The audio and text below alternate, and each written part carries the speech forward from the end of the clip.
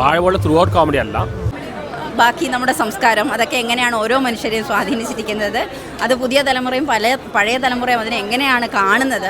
നല്ലൊരു മെസ്സേജ് ഉണ്ട്. Means sentimental ആണെങ്കിലും ഇമോഷണലി ആണെങ്കിലും ഹാപ്പി. ഉർവശി പോലെ എനിക്ക് തോന്നുന്നു നല്ലൊരു നടിയാണ്. നല്ലൊരു ചിത്രം, ഫാമിലി ആയിട്ട് കാണാൻ പറ്റിയ നല്ലൊരു ചിത്രം തന്നെയാണ്. ആദ്യത്തെ വാഴ പോലെ തന്നെ നല്ല ഒരുപാട് തമാശകളൊക്കെ ഉള്ള ഫുള്ള് ലാഗ് ഇല്ലാതെ കണ്ട് സന്തോഷിക്കാൻ പറ്റിയ നല്ലൊരു ചിത്രം.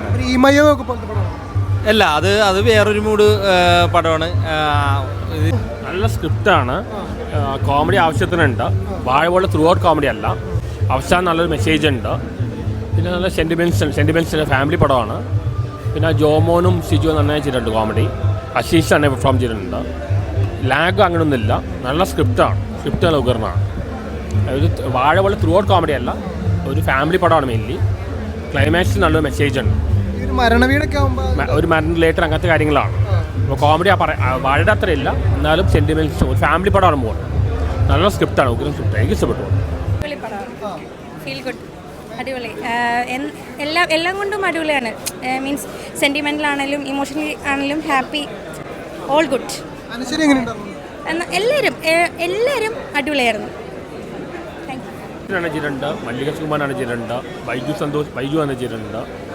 ത്രൂ ഔട്ട് ചെറിയ ലോ ബഡ്ജറ്റ് ഫിലിമാണ്.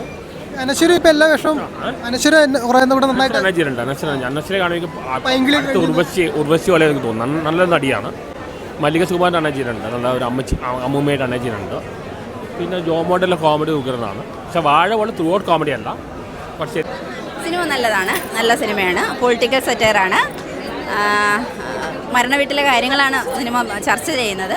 പക്ഷേ സിനിമ അതിനകത്ത് മതം, രാഷ്ട്രീയം, ബാക്കി നമ്മുടെ സംസ്കാരം അതൊക്കെ എങ്ങനെയാണ് ഓരോ മനുഷ്യരെയും സ്വാധീനിച്ചിരിക്കുന്നത്, അത് പുതിയ തലമുറയും പഴയ തലമുറയും അതിനെ എങ്ങനെയാണ് കാണുന്നത്, അത്തരം കാര്യങ്ങളെല്ലാം സിനിമ ചർച്ച ചെയ്യുന്നുണ്ട്. നല്ല കോമഡി സിനിമ. അനശ്വര നന്നായി ചെയ്തിട്ടുണ്ട്, എല്ലാവരും നന്നായി ചെയ്തിട്ടുണ്ട്, എല്ലാ ക്യാരക്ടേഴ്സും നന്നായിട്ട് ചെയ്തിട്ടുണ്ട്. കോമഡി ഉണ്ട്, ഇമോഷൻസ് ഉണ്ട്, ഭയങ്കര ഒരു ഫ്രഷ് കോൺസെപ്റ്റാണ്, എല്ലാവർക്കും വർക്കായി. അനശ്വരയൊക്കെ നല്ല അടിപൊളി പെർഫോം ചെയ്തിട്ടുണ്ട്. സിജു, ജോമോൻ, എല്ലാ സീനിയർ ആക്ടേഴ്സും നല്ല അടിപൊളി.